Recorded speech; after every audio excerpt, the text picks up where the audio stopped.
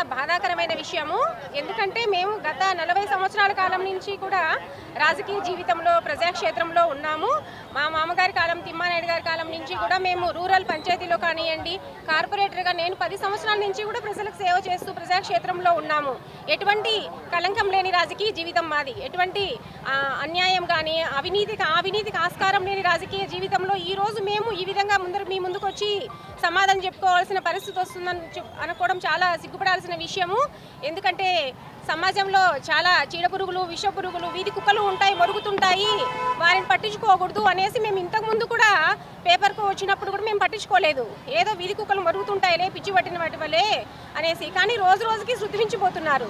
చేసింది ఎవరో, దోచుకున్నది ఎవరో, అన్యాయం చేసింది ఎవరో, మధ్యలో మాకు ఈ కళంకం అంతా మాకు ఆపాదిస్తున్నారు. మేము అవినీతికి అసలు ఆస్కారం లేని వ్యక్తి జయరాం నాయుడు. 40 సంవత్సరాల నుంచి మేము ప్రజాక్షేత్రంలో ప్రజలకు సేవ చేస్తూ ఉన్నాము అంటే మాకు ఎటువంటి కళంకితం లేదు. కాబట్టి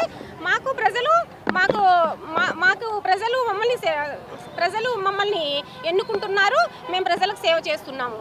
అలాంటిది ఈరోజు మాకు ఎటువంటి సంబంధం లేని విషయము ఇది. కానీ మేమంతా ఎందుకు మీ ముందుకు వచ్చి మేము సమాధానం చెప్తున్నాము అంటే, ఈ డివిజన్ కార్పొరేటర్గా నేను 5 సంవత్సరాల నుంచి కూడా మేము సేవలు చేస్తున్నాం ప్రజలు మమ్మల్ని ఎన్నుకున్నారు. కాబట్టి ప్రజలకు మేము సమాధానం చెప్పుకోవాల్సింది కాబట్టి ఈరోజు మీ ముందుకు రావడం జరిగింది. మేము ఎలాంటి అన్యాయమైన అవినీతి పనులు మేము చేయబోము. మాకు ఇట్లాంటి అన్యాయమైన పనులు మేము ఎప్పటికీ కూడా మా లైఫ్లో మేము చేయబోమని మీకు స్పష్టం చేస్తున్నాము. ఎందుకంటే నేను ఇదే శారదానగర్లో శారదమ్మ గుడి ఉంది. అమ్మవారి మీద ప్రమాణం చేసి చెప్తున్నాము, మేము ఇలాంటి అన్యాయమైన పనులైతే మేము ఎప్పటికీ చేయలేదు కూడా.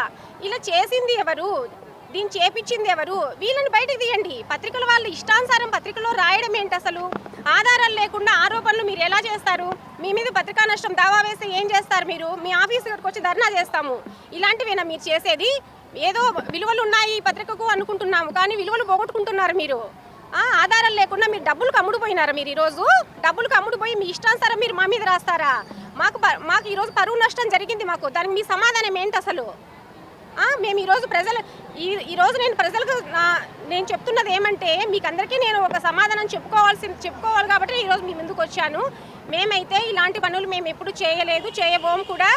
మమ్మల్ని ఎన్నుకున్నందుకు మీకు మేము సమాధానం చెప్పుకోవాల్సిన పరిస్థితి ఇది. అంతేకాని మేము ఇటువంటి పనులు అయితే మేము ఎప్పుడు చేయము కూడా.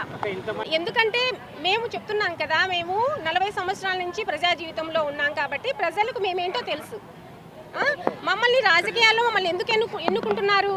ఎందుకంటే మేము ప్రజలకు సేవ చేస్తున్నాం కాబట్టి, మేము అన్యాయం చేయలేదు కాబట్టి, ఎప్పుడు అవినీతి చేయలేదు కాబట్టి ప్రజలంతా మా తరపున వచ్చి ఇక్కడ నిలబడడం జరిగింది.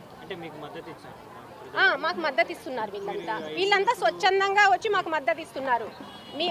మేమేంటో, మా జీవితం ఏంటో, మా క్యారెక్టర్ ఏంటో ప్రజలందరికీ తెలుసు కాబట్టి వాళ్ళంతా కూడా స్వచ్ఛందంగా వచ్చి మాకు మద్దతు ఇవ్వడం జరిగింది. ఈరోజు అదే అసలైన దోషుల్ని పట్టుకోండి. మీరంతా ఉన్నారు కదా, మీ ఇష్టానుసారం మీరు ఎవరో వీధి కుక్కలు మీకు డబ్బులు ఇచ్చి మీరు పేపర్లో ఏమంటే వేస్తున్నారు కదా. మీ పత్రికా స్వేచ్ఛను దుర్వినియోగం చేస్తున్నారు. మీరు డబ్బులకు అమ్ముడుపోతున్నారు. మీరు అలా కాదు, మీరు అసలైన దోషుల్ని పట్టుకోండి. మీరు సమాజంలో మీరు అవినీతిని వేలెత్తి చూపే బదులైన ఆయుధం మీ కలం.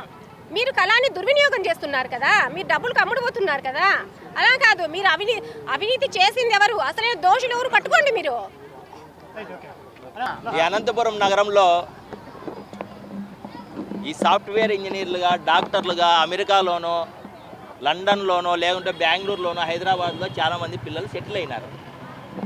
ఆ పిల్లలు సెటిల్ అయిన వల్ల వాళ్ళ తల్లిదండ్రులు ముసలోళ్ళు అయ్యో, లేకుంటే చనిపోయో, ఇంటిని బాడికి ఇచ్చో, లేకుంటే ఇంటి బీగాలు వేసుకొనో పోతున్నారు అందరూ. దాన్ని అదునుగా చూసుకొని ఈ అనంతపురం నగరంలో కొంతమంది కబ్జాదారులు, అధికార పక్షం వాళ్ళు కావచ్చు, అధికార పక్షాన్ని ముసుగులో పెట్టుకొని కబ్జాదారులు కావచ్చు, ఎవరైనా కూడా వాళ్ళని వెతికి పట్టుకొని శిక్షించాలా. మేము చాలా దూరం మేమే రిప్రజెంటేషన్ ఇచ్చినాం. శారదానగర్లో ఇట్లా కబ్జాలు గురవుతున్నాయి, మీరు పట్టుకోండి అని రిప్రజెంటేషన్ ఇస్తే అధికారుల సచివాలయంలో రిప్రజెంటేషన్ ఇచ్చినాం, మున్సిపాలిటీలో రిప్రజెంటేషన్ ఇచ్చాం. వాళ్ళు మున్సిపాలిటీలో ఏం చేశారు, వాళ్ళ పేపర్లని మ్యానిపులేషన్ చేసి వాళ్ళ పేపర్లను మ్యానిపులేషన్ చేసి వాళ్ళ లీగలైట్స్ వీళ్ళే లీగలైట్స్ అని ఫోర్జరీ డాక్యుమెంట్స్ క్రియేట్ చేసి రిజిస్టర్ చేసుకున్నారు.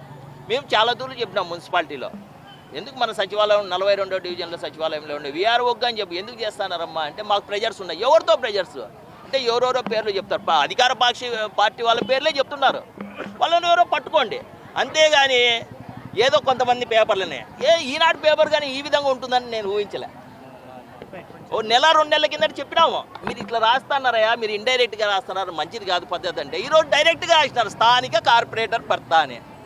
అట్లాదప్పుడు మేము ఊరిలో ఉంటే ప్రజల్లో నింద మోయాల్సి వస్తుంది. మేము అందుకోసమే ఇదే ఇంటి ముందర ధర్నా చేద్దామని ఈరోజు కొంటున్నాం.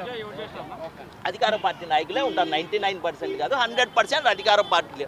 తెలుగుదేశం పార్టీ వాళ్ళే కబ్జా అదే దీంట్లో తెలుగుదేశం పార్టీలో కొంతమంది నాయకులకి ఇంతకుముందు సీట్ రాలేదని, తెలుగుదేశం పార్టీ సీట్ రాలేదని. సీట్ రాకుంటే మేమేం చేయం? జయరాం నాయుడు చెప్తే చంద్రబాబు నాయుడు సీట్ ఇస్తాడా? నేనే వైసీపీ నుండి ఈ పార్టీలోకి వచ్చినా, నేను చెప్తే సీట్ ఇస్తారా? మేమంతా అధికార పక్షానికి చేసినాం, చంద్రబాబు నాయుడు కోసం చేసినాం, పని చేసినాం, ఎలక్షన్స్లో పని చేసినాం, అక్రమ కేసులు బనాయించుకున్నాం, పని చేసినాం. మేమేం చేయాలా? అధికార పార్టీ వాళ్ళు ప్రతిపక్ష పార్టీ వాళ్ళు ఇద్దరు కలిసి కుమ్మక్కయ్యి మా ఇట్లా వాళ్ళని ఇరికి బలిపశువులు చేస్తున్నారు.